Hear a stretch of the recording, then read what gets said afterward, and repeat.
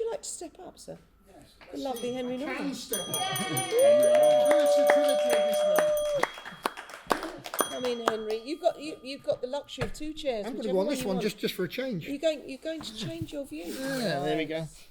I love that. Hey up. Hey up, Henry. Hey up, Chuck. Fancy seeing you here. I know.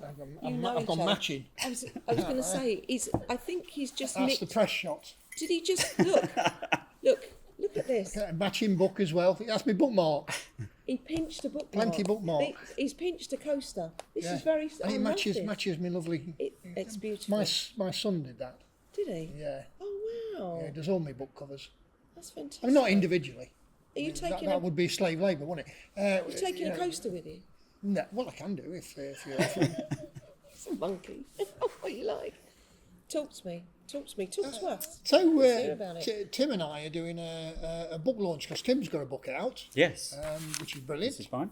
Fantastic. And we're doing a book launch at the library on the 2nd of April, but it's sold out. But hey, There's a waiting list, so let's you just brag. can still get on it.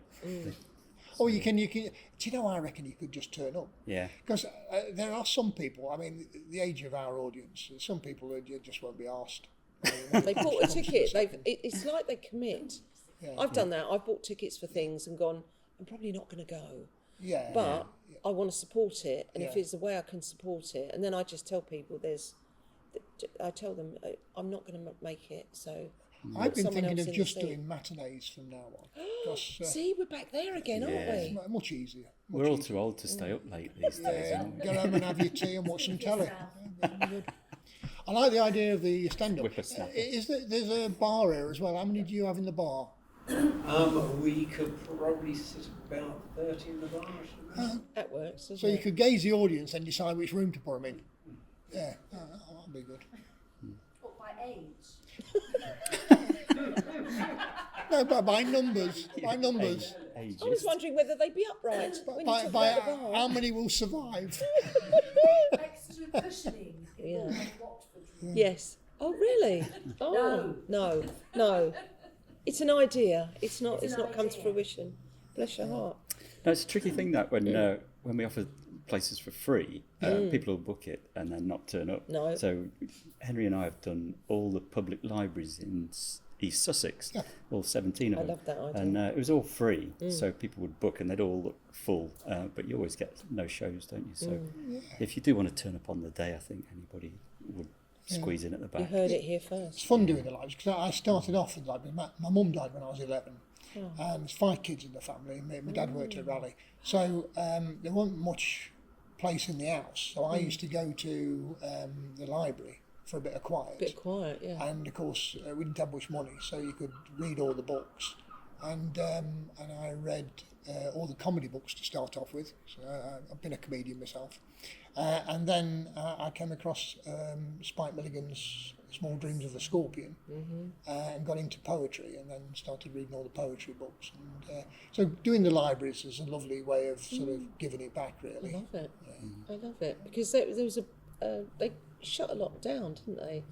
So you They're still making shutting lots down, yeah. No, libraries are really they're our lifeblood. The aren't problem is that they're not putting money into them. Mm. If they put money into them, then they could revitalise them, and you've got to think of them as social spaces like this. There's a brilliant social space, and rather than just think of libraries as a collection of books, they're places where you can do all sorts of things. I mean, here you do so many different things, and we don't have many social spaces nowadays. No. When I was a kid, you would have a corner shop, and they would know your name, and you would know their name, and you'd have lots of local pubs, and you'd have lots of churches and everything, and people would intermingle. Yeah. And when I was about 9, we moved to a council estate, and they had one pub within walking distance, 2 churches, one Catholic, one Protestant. And no Probably next door to each other. more or less, yeah, and no Always. social spaces whatsoever, but there was the library. Yeah. So if you were under 18 and you weren't religious, the library was the only place to It's go. your refuge. And of course they used it for all sorts of things, knitting circles and sort of toddlers clubs and everything. It's a funny thing, the library, because, I mean, I've spent the last few weeks working with groups where we're trying to take the exclusivity out of certain things, opera. Yeah. What are the other things? It's just perhaps you can't find the words. But libraries, there's. I'm trying. What else have I been involved in? Where classical music, exactly. So we did the Hastings International Piano, and we covered that virtually from soup to nuts. You know, the whole thing. And there was this kind of but it's classical, it's opera, it's theatre, it's library. People are like that with poetry. Yeah, exactly. Yeah. And they think it's a domain that is not for everybody. And by doing the libraries, you bring in poetry, which people naturally associate with the library, but it's breaking down. When we've got people like John Cooper Clarke, and we've got who's that lovely poet that I used to have, Roger McGough. Oh yeah. Well, we're trying to get him for the book festival. Yeah, we've invited Really? him. We're waiting to hear. Yeah. Please get him. Please get him. He's getting on a bit now, so it'd be nice. He is. He's older than He's 88. Jesus flip-flops, isn't he? Yeah. Yeah. No, Do you know, I love you saying soup to nuts. Well, What a lovely it's poetic phrase. It's a brilliant phrase, isn't Great it? phrase, Soup to nuts. yeah. But the point of you're welcome. The point of doing that is that we break through the class barrier. We were used on the Hastings International because I use this term. I think we have the common touch. Yeah. And instead of it being all about people.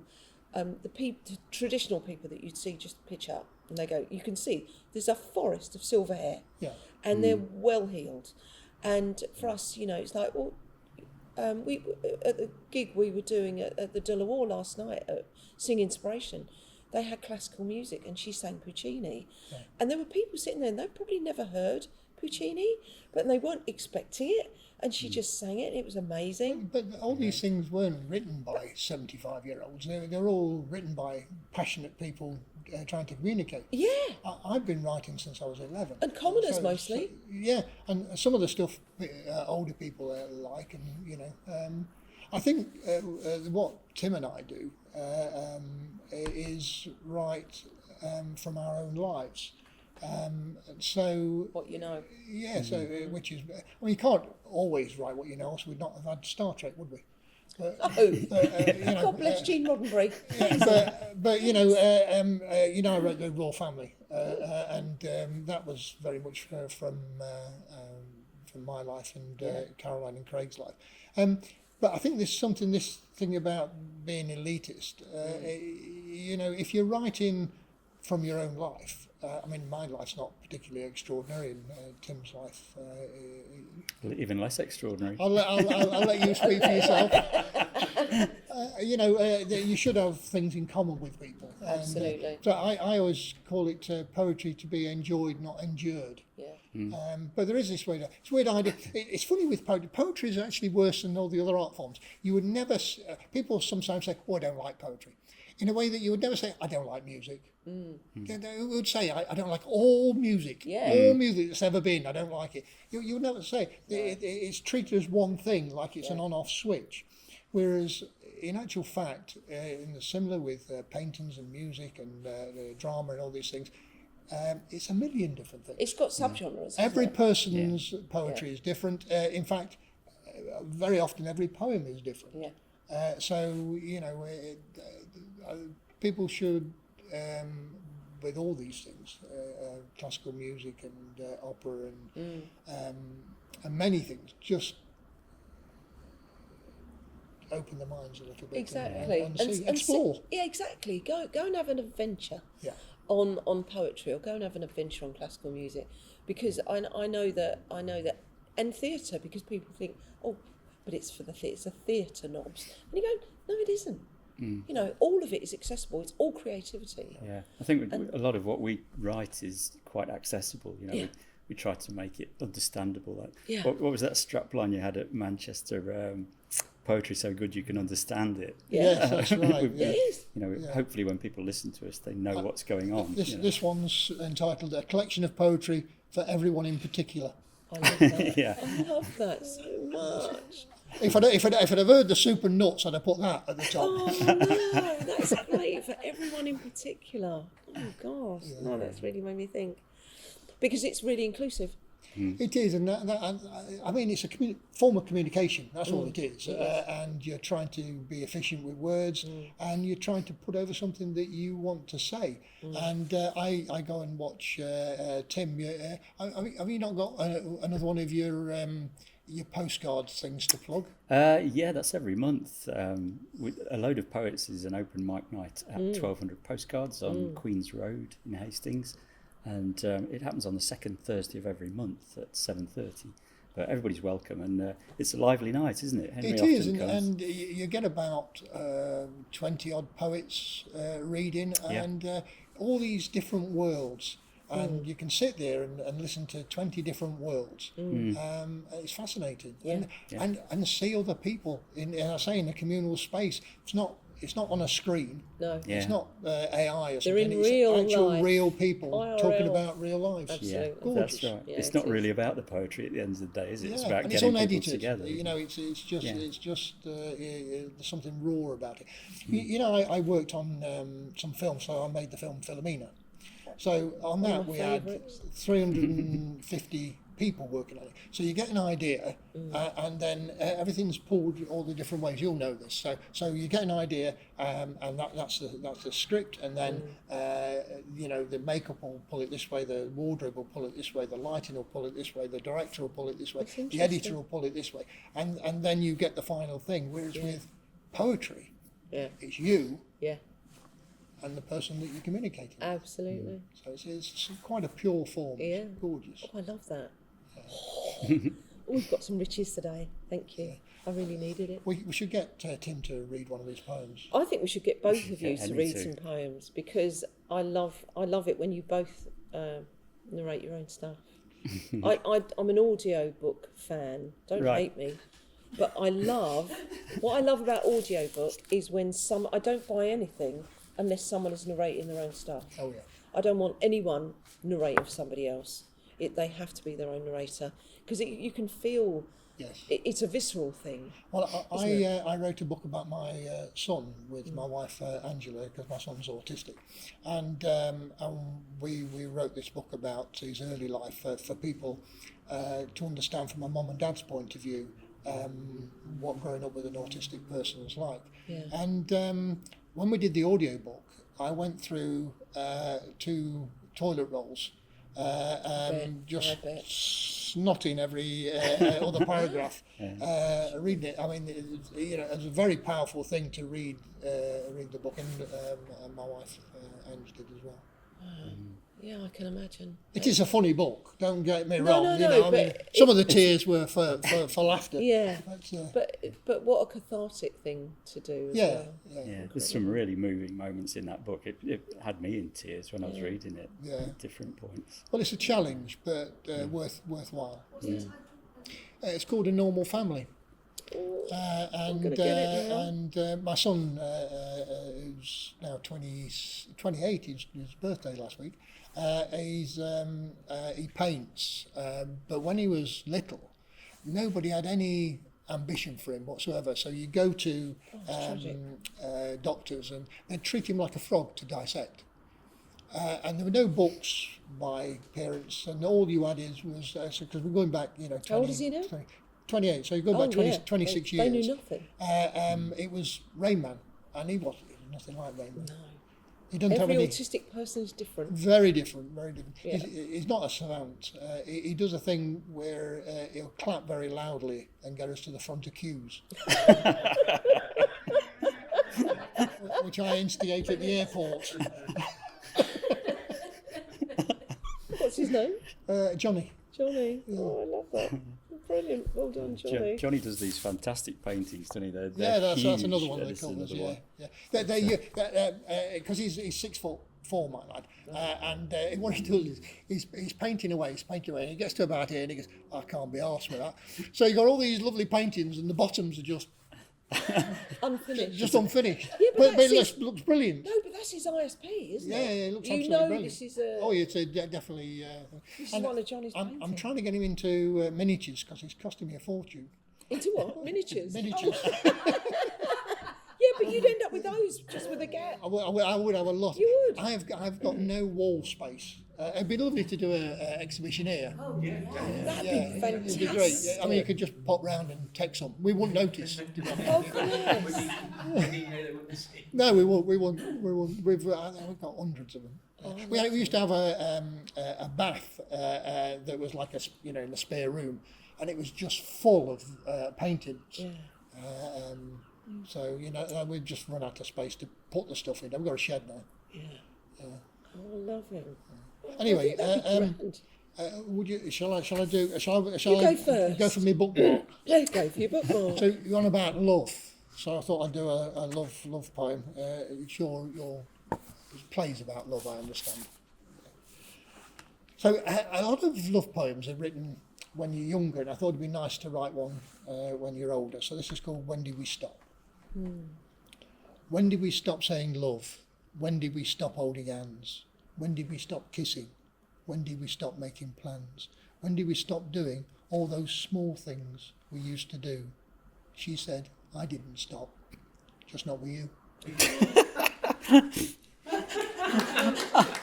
That's the thing about your work.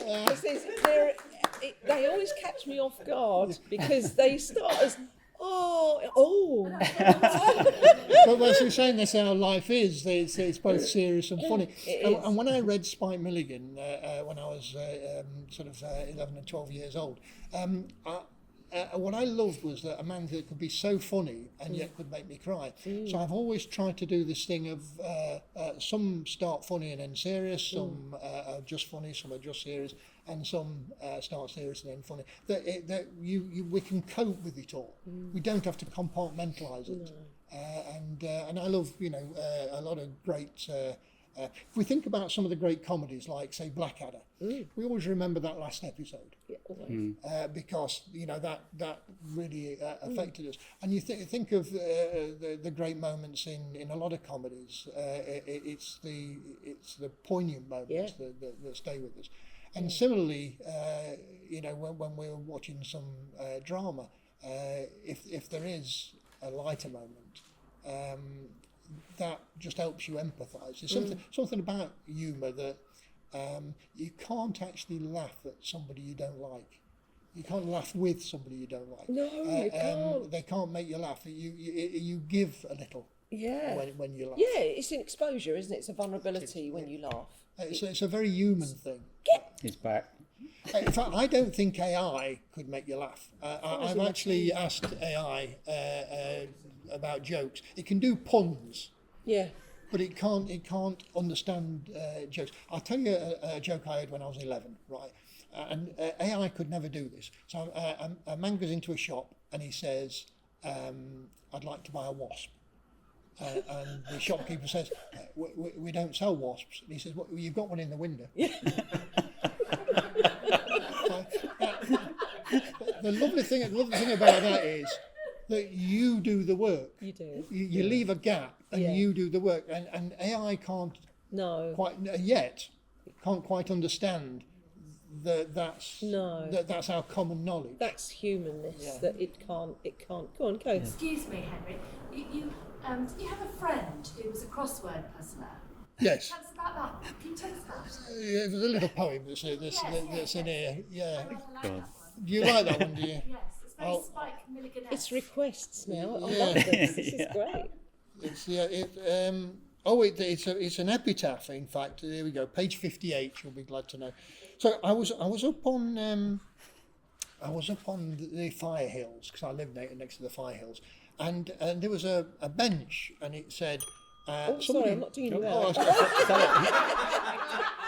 So Just rescuing what's left of my tea. No. it's an unfinished poem. So there we go. Sorry. So there's this bench, and it, usually on the bench it'll say, beloved father or sort of a loving husband or something. And it said this person's name, and then it said veterinary surgeon. And I thought, that's a bit poor. If that's what you're going to be known as, just veterinary surgeon. So I thought I'll write some epitaphs for different for different jobs. So that this was cruciverbalist. That's what they call them? Yes, it would be cruci, yeah. Here lies my neighbour, a crossword puzzler of great renown. He was 1 across, but is now 6 down.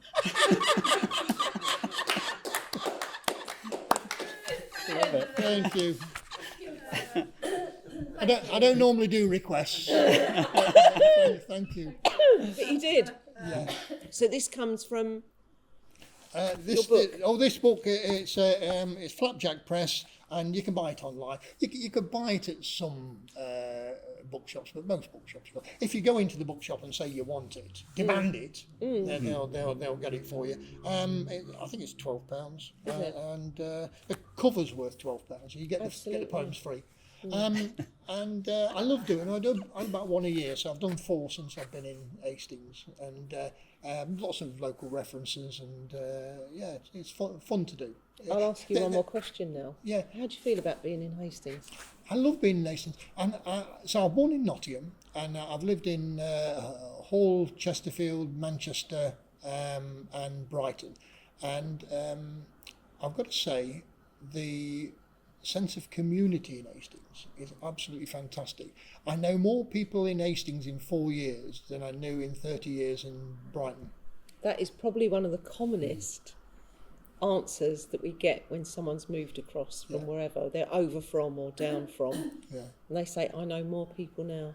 Yeah, because we're a funny old bunch here, aren't we? We are, yeah, and it's lovely to bump into people and to feel connected with people. I know most of the people who do poetry and some of the other disciplines,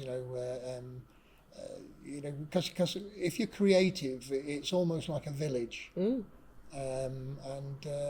it's lovely, sort of, rubbing shoulders with other. It's a massive community, isn't it? Yeah. Are you waving? Just put my hand up to speak. It's midwinter. So long as it's not one of them, that was dangerous. That. No. You know what this is? Midwinter, Sussex. I just wondered if you had, talking about community, and you as a poet, and Tim, and me as well, a new voice in the town. But I saw you bring in Poet Town. Yes. That's a lovely. It was brilliant. That might be worth waving it and plugging that. We did a big thing on Poet Town, didn't we? Where did it go? Yeah. Did you put it back in your bag? No, I didn't know what I was coming for to talk about today. So You brought everything, I brought that just in case it was that. But no, funnily enough, last time I was here, we talked Absolutely. about it. Yeah. Oh, this is my return. Yeah. Oh, yes. Yeah. I'll put my hand away. Yeah. Despite popular demand, I'm back. You lose 5 points.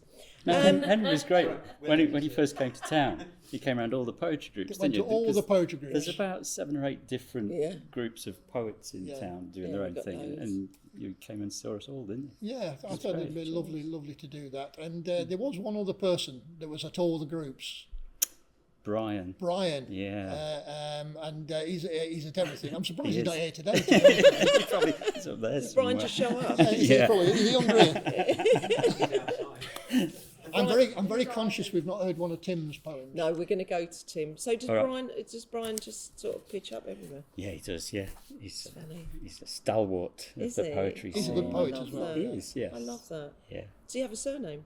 Trying to think of it. Is he gone? You'll have to edit this bit out. You'll have to. No, it's fine. It's all right. We'll come back to Brian later. Yeah. We'll put it in the. I 'cause think Tim will remember he's it. a bit like Madonna. He's just got the one name. Is it? Oh, Brian. Right. That's it. It's enough. That Brian. Brian's enough. I can imagine on his passport it just says Brian. I think that's good enough for That's us. it. Yeah, I love it. Brian of Hastings. He's omnipresent. He calls himself the Beach Bard of St Leonards. The Does he? beach bar. Oh, I like him. Oh, so that's it. That's his moniker, isn't it? Really. Come on, love. Give us a poem. All right. This is my book. This is also on Flapjack Press. Can you What's tell it us called? what it's It's called? called The Manufactured Thrill. The Manufactured Thrill. Yeah. And it's got the most amazing cover. It So has. We ummed and ahed about the title. give it here, love. Give it. Nice. That wasn't painted by Johnny. I've got that on my bedside table. Oh. Yeah. We sold one copy then. Is the lamp now straight? Like the table is. Yeah. Tim, they mock. Oh. They mock you. They're Let's cruel, not. aren't they? They are mean. I thought I'd do you another poem, not from the book, but one I wrote the other night for a load of poets. And Let's hear it. it's about infinity and monkeys. The infinite monkey cage theorem. Robert Ince. Yes. Yeah. Robin. Did I say Robert? Robert. Yeah. Carry on. I'll do the first bit, and then if you like it, I'll do the rest. Yeah. If an infinite number of monkeys in cages typed away for infinite days, sooner or later they'd write all the pages of Shakespeare's sonnets and plays. And they'd do it again and again and again, tomorrow and tomorrow and tomorrow, an uncountable number of times, and then they'd move on to Christopher Marlowe. See, it's got a theatre theme. Of course, they'd muck up the bulk of the words. Imagine the zillionth monkey who types after eons on Richard III. A horse, my kingdom for a donkey. I can do the rest if you like. Yeah, go. Carry on. They say that the universe could be infinite, and if so, there'll be copies of this place, some identical, others not quite, scattered randomly far out in space. On some of those worlds, the populations will be getting along just fine in glorious summers of peace between nations, writing poems and sipping chilled wine.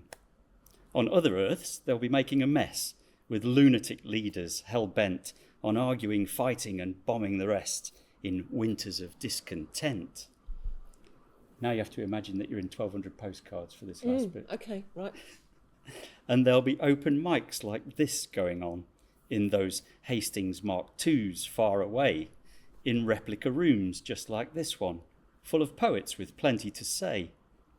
So while you're all musing tonight, just think of those similar bars full of bards, clutching their poems and dreams and a drink in pubs called 12,000 postcards.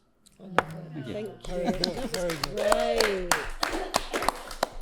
That one's not in the book. You have to buy that extra. Yeah, no, I love the fact that you can. It just all comes flowing. It's like you open a dam, don't you? Yes. You're like a floodgate, and off Yeah, it comes. you It's do amazing. when it comes. My wife Angie, I was talking to her, and we were talking about infinite monkey cage and that, and she said if you had an infinite number of monkeys and an infinite number of typewriters, they'd just shit all over it. They did. They'd hurl them, wouldn't they? They'd probably. She says, and you'd get a Dan Brown. She does love a pun, my wife. There was a group of students, they got an Arts Council grant to try it out, and they put a keyboard in a monkey's cage at the zoo, and they got £2,000 from the Arts Council to do this. It was like performance art, but the monkeys just shat on it. See, yeah, that's what you'd expect, wouldn't you? Yeah, they'd probably treat it with great disdain. You have a certain style, don't you? A lot of your poems are very rhythmical, and sometimes you go over the page. Yes. Yeah. You know, it's dangerous. I always think going over the page. You know when to stop. You've committed yourself. That's right. Yeah, you know when to stop better than me, Henry. Well, you just stop when you get to the bottom of the page. I love this. It's poetry class. We've started.